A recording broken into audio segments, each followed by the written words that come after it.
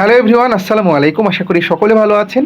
প্রতিদিনের ন্যায় আবারও চলে আসলাম আপনাদের মাঝে মালয়েশিয়া কলিং ভিসা সংক্রান্ত গুরুত্বপূর্ণ আরও একটি আপডেট ভিডিও নিয়ে।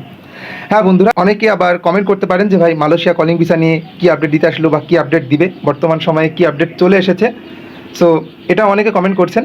রিসেন্টলি আমি কিছু কমেন্ট পেয়েছি, এই কমেন্টের রিপ্লাইয়ের সাথেই আজকে ভিডিওটি নিয়ে আসলাম।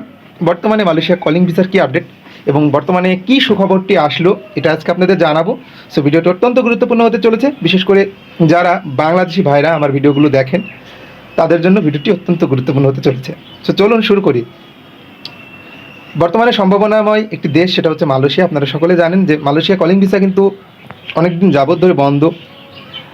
বেশ কিছুদিন আগে আমরা কিন্তু অনেকগুলো নিউজ পাই যে বাংলাদেশ থেকে যে সকল আটকা পড়া কর্মী ছিল তাদের মধ্যে কিছু সংখ্যক কর্মী মালয়েশিয়াতে যায় এবং যে পরিমাণ অর্থ দিয়ে মালয়েশিয়া কলিং ভিসার জন্য তারা বসেছিল তার থেকে অধিক অংশ, অর্থাৎ অধিক পরিমাণ টাকা কিন্তু আবারও তারা দাবি করে।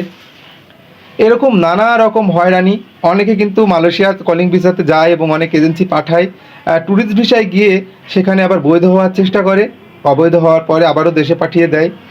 রিসেন্টলি আরও কিছু নিউজ পেলাম যে যারা অবৈধ ছিল তাদের মধ্য থেকেও 500-র অধিক কর্মী কিন্তু আবারও তারা পাঠিয়ে দিয়েছে। এবং ইভেন আরও কিছু নিউজ পেয়েছি যে যারা অবৈধ ছিল তাদের আবার জেলেও দিয়েছে। সো এরকম নানা রকম এরকম হয়রানির নিউজ কিন্তু আমরা বর্তমান সময়ে দেখি। তবে বর্তমান যে সত্য নিউজ এটা কিন্তু অনেকে প্রকাশ করে না। বর্তমানে আপনারা সকলে জানেন যে বাংলাদেশ প্রবাসী কল্যাণ প্রতিমন্ত্রী বর্তমানে যিনি সিলেক্টেড হয়েছেন তিনি আপনারা সকলে জানেন, তার নাম ভিপি নূর ছিল, যিনি ডাকসুর। তিনি কিন্তু বর্তমানে বেশ আলোড়ন সৃষ্টি করেছে, অর্থাৎ বিভিন্ন কান্ট্রির ভিসা যেসব, কারণ দেখলাম তিনি আসার পর থেকে কিন্তু যে সকল বন্ধ দেশের তালিকাগুলো তিনি কিন্তু সিলেক্ট করেন এবং বর্তমানে যে সকল দেশের ভিসা বাংলাদেশিদের জন্য বন্ধ করে রেখেছে সে সকল দেশ নিয়ে কিন্তু তিনি কাজ করার একটা আশ্বাস দেন।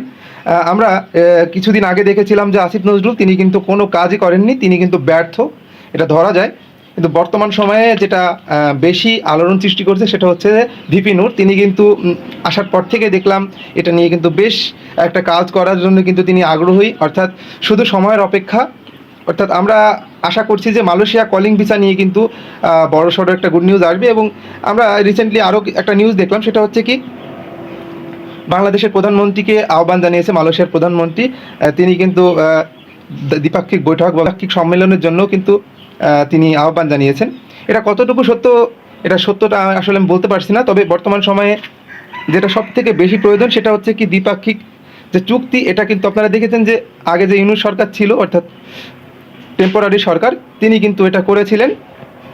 তিনি আসার পরেও কিন্তু এটার কোনো সমাধান হয়নি। আমরা তার কাছ থেকে এই বিষয়টা আশা করেছিলাম, বিশেষ করে মালয়েশিয়া কলিং ভিসাটা খুলে দিবে বা মালয়েশিয়া নিয়ে বড়সড় আপডেট আসবে। ইভেন বর্তমান সময়ে কিন্তু আপনারা সকলে জানেন যে বিএনপি চেয়ারপারসন তারেক রহমান তিনি কিন্তু এসেছে এবং তার কাছে আমাদের একটা দাবি, অর্থাৎ প্রবাসীদের একটা দাবি যে মালয়েশিয়া কলিং ভিসা আপনারা শীঘ্রই খুলে দেন। এবং অনেক প্রবাসী আটকা পড়ে আছে বাংলাদেশে, অনেক প্রবাসী আটকা পড়ে আছে যাদের কথা কিন্তু কেউ বলে না, বর্তমানে কেউ বলতেছে না। এবং মাঠে নামলে শুধু খালি আপনারা বিচার করেন।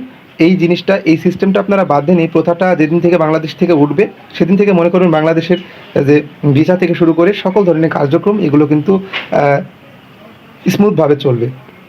সো বর্তমানে যারা বলছেন যে মালয়েশিয়া কলিং ভিসা খুলে দিয়েছে বা খুলে গিয়েছে, আসলে তাদের উদ্দেশ্য করে একটি কথা বলবো, যে সকল এজেন্সিগুলো এই প্রচারণাগুলো ছড়াচ্ছে, আসলে মালয়েশিয়া কলিং ভিসা নিয়ে এখনও বর্তমান সময়ে ওই রকম কোনো আপডেট আমরা পাইনি বা দেখিনি, বা ওরকম কোনো নিউজ আমরা দেখিনি, ভয়েসেলের মাধ্যমে কোনো নোটিশ দেখিনি, অর্থাৎ তাদের মিনিস্ট্রিতে কোনো আমরা নোটিশ দেখিনি।